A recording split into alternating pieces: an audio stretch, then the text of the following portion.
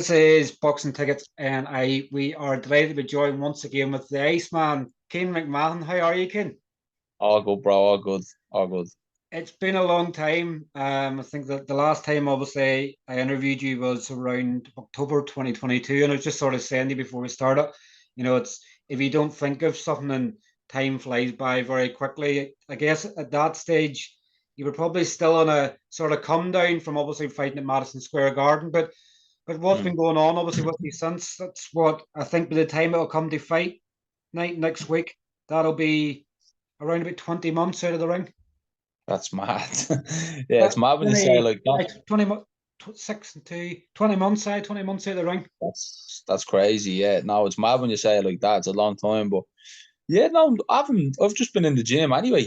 I've been tipping away and just kind of staying around the gym and kind of just waiting for the call.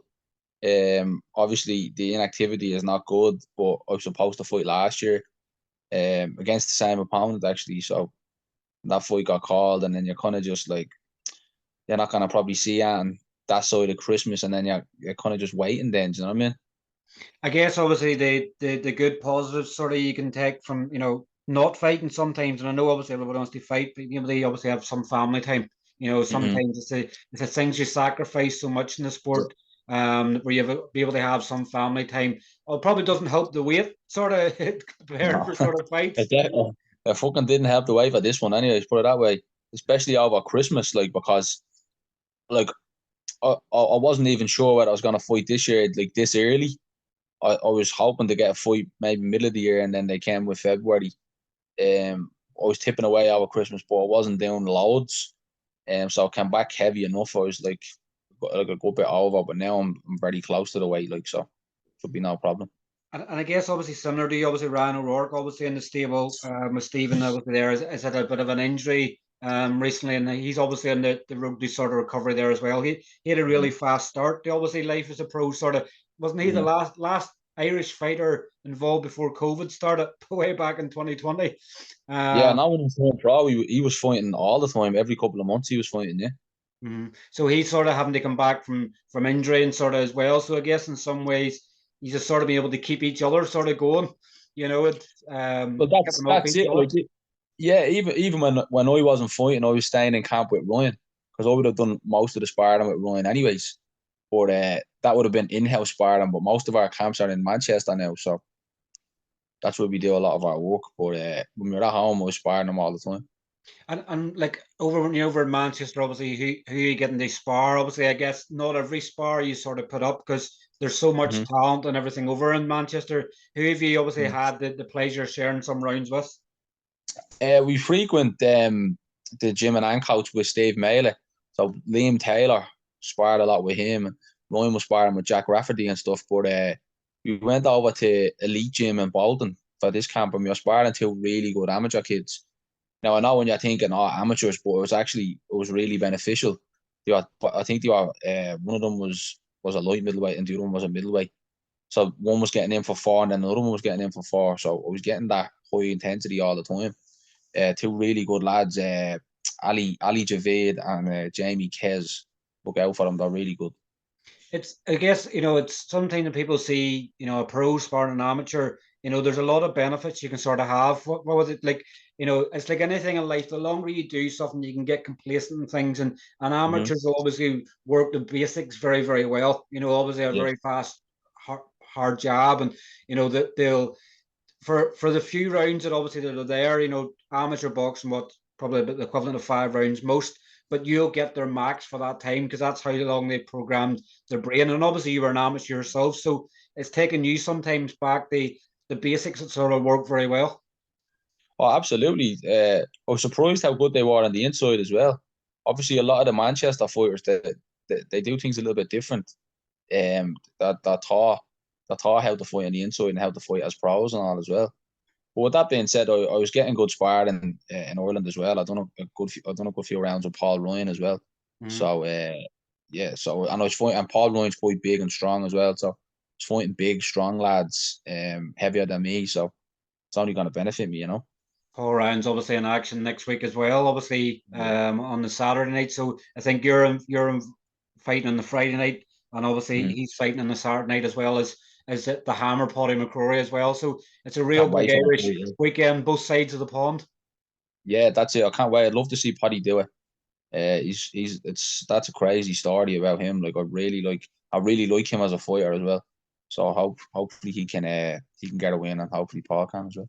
It's I guess we're all living in that sort of fairy tale sort of, aren't we? When it's like a movie, you sort of watch it and you love it the whole way through, and then you're like, Mm. you're at the end, you're like, you're hoping to get the perfect ending that they want, and Yeah, yeah, and I guess for yeah. Paddy, obviously everybody wants him the I I wouldn't even care if he headbutted Berlanga for one, or like a Just get the spear or win. something like that, and as long as he gets his hand raised and he's a winner, that's all that Yeah, matters. Whatever else happens 100%. in the fight, he could get dropped 10 times, drop Berlanga 11 times and win. Yeah, That's all that matters. But it's that not to say it's a fairy tale, because obviously it'll not be the ending, but obviously it'll take him on to the next stage, and like to be in the consideration to fight Canelo as well. Like that's the yeah. stuff of dreams. That's it. And Paddy is fighting the Puerto Rican as well, same as me. Mm-hmm. So it's Ireland against the Puerto Ricans. Do you know the Ireland next weekend? Yeah, exactly. Yeah, that's what we're hoping. Yeah, Well, I we won guess in Ireland anyway. you can start it all off. Obviously, next Friday night you fight, isn't it? Yeah, next Yeah, Friday night. Friday. So you Mm. can start it off on the Friday night, and obviously then Paddy can finish it off on the Saturday night. That's it. We'll get the ball rolling. Let the big fella sort the rest out. Your opponent, obviously, next week, obviously, you're fighting in the Paramount Theatre. Obviously, you're still fighting again in New York. Obviously, I know you were Yeah. saying when you fought in Madison Square Garden that sort of the occasion and everything else got the better of you. I guess that Mm-hmm. experience from obviously your last fight, even though it was 20 months ago, obviously that's a good lot of experience you can take into this fight. Obviously, against a fighter and Dino Gonzalez, it's been inactive more than you. So it's not like you've been inactive. He's been inactive longer than you. So there should be more rust on him than there is in you. Mm-hmm. Yeah, I don't really take that into consideration, ring rust. It's just it's not ideal when you're not fighting. Obviously, you need rounds, you need to fight and stuff. But I'm expecting the best Daniel Gonzalez that there is, and he is a good fighter. He's a veteran, you know what I mean. He's been in with good names and all. But I just feel I'm just a fresher fighter, you know what I mean. And I feel like I can do the business, you know what I mean. I feel I have the skills to get the job done. I guess, when it sort of comes, when you weren't expecting to be out sort of in the year, when obviously you were scheduled to meet him previously, you've obviously done Mm. a lot of that work. So it's like muscle memory now. It's really there. You sort of know what he's like. He's sort of coming up in weight as well. So would you sort of classify yourself maybe as being the stronger, more physical sort of fighter on the night? Not necessarily. He's a big guy. He's jacked, and he's a big, strong. He's a big, strong, durable guy. But I just think my fundamentals are better. I just think I'm a better boxer all around. And obviously I'll have to go and prove that on the night. It's obviously an 8 rounder as well, and obviously it's on the Star Boxing Show. I think when we had previously spoke, when obviously you were fighting J.J. Brown, that obviously Mm. the opportunities that may come afterwards. I'm guessing obviously with him being their fighter and stuff as well, that there's a potential obviously getting signed to Star Boxing. Is that maybe in the discussions, or are you just too focused on get the win and then worry about what's afterwards? Yeah, it's just folks are getting the win, I suppose. I think they're gonna sign me anyways. I think they really like me. I think a good few of them thought I won the J.A. Brown fight as well. So I think, listen, I would be thinking that far ahead. I just want to get this win. This will be a big win for me against a good opponent. So get this win, and then we'll move on from there. Will there be any beef this time around? Obviously, was it the JJ Brown? Obviously, he's in the lobby and things like that. Like, I Yeah. don't even think you were looking for it either. It just sort of happened. But No, just I've spoke to J.A. a few times. I do text him the odd time on Instagram and all. That was just he was kind of just. I think he thought I was just coming over to make the numbers up. You know what I mean? And he was throwing a couple of variables my way. And I'm from town. I'm from Dublin. Like, I'm not taking any shit off anybody. I don't care who you are. So I give him a little bit back. You know what I mean? And yeah, that's it. I don't know if this guy wants to talk shit. I don't think he's the type to talk shit, but yeah, I'm all for that. It gets bums on seats, so I, yeah. it's like anything, isn't it? Obviously, the closer you get to the fight, obviously the starvation sort of comes in. You're sort of, it's that hangry sort of mode. It's like I'm hungry, I want to Absolutely. eat, and everything else, and Yeah. it's just like this is the guy I'm fighting, so I'm going to take the punishment out on this guy and give him my airs and graces, sort of. Yeah, no, it's just come out like we're from like where I come from in Dublin. Like you're throwing a bit of stick here and there. That's just a part of the culture. I'm sure you're the same. Like I Mm. mean, everyone just throws a bit of stick out, but I don't think the I think I won the verbals against Jaya. Anyways, I thought I was terrorising him with abuse. He didn't know he didn't understand probably the Irish humour, but yeah, no, that's all part of the game, isn't it? The Irish boxing scene's obviously thriving obviously since you've been back in action. Obviously, Katie Taylor's fought twice at home. It seems to Mm. be, and I know there today. Obviously, the seventh show of the year has been announced. Like Irish boxing's thriving everywhere at the moment, and there's opportunities left, right, and centre. Like you've obviously yourself and Paddy, obviously out there next week. You've obviously Emmet Brennan obviously fighting out there. You have Tommy Hyde and Craig McCarthy fighting. You have Kevin Cronin. It seems to be the Irish are absolutely everywhere at the moment. Like, I guess around February, March with the St. Patrick's and everything else, you're going to get a lot of Irish fighters there. But like everywhere at the moment, like it's nearly like you lift up a bit of wood on the side of the road and you'll see somebody fighting, Yeah, but yeah, no, it's but bad. but I'm sure it gives you a great buzz. That obviously that you're going to be starting it all off. Obviously in America next week for the next couple of weeks. There's going to be an Irish fighter nearly every week on a card. Yeah, that's brilliant. Obviously, I don't know what it is about the Americans, but they just love Irish. They just love the Irish. I don't know what it is about us, but I've always, even the last time, I was welcomed with open arms. Like, I know I was the opponent. I was flown over. Like, do you know what I mean? But they all treat us really well, and all the Americans seem to have a good respect for Irish people. Yeah.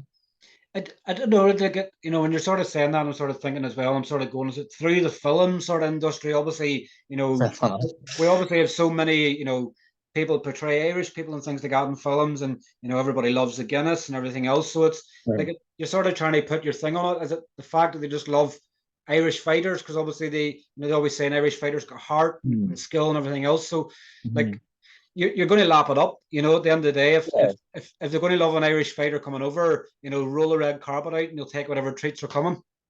100%. I think they just like the Irish spirit. You know what I mean?